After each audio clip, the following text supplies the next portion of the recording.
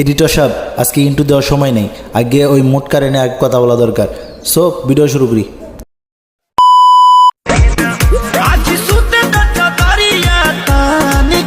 এই গানের সার্থকতাটা এতক্ষণ পরে আমি বুঝলাম, কেন লেগে এই গানটা এত টাঙ্কি টাঙ্কি করে। বিষয়টা একটু ব্যাখ্যা করবেন? কি সাক্ষ্য প্রমাণ আছে তোমার কাছে? আরে হায়াত আঙ্কেল, আপনি ভিডিও দেখে বুঝেন না? আপনি এত মুরব্বী একজন মানুষ, বুঝালেন আমার বলতে শরম করে।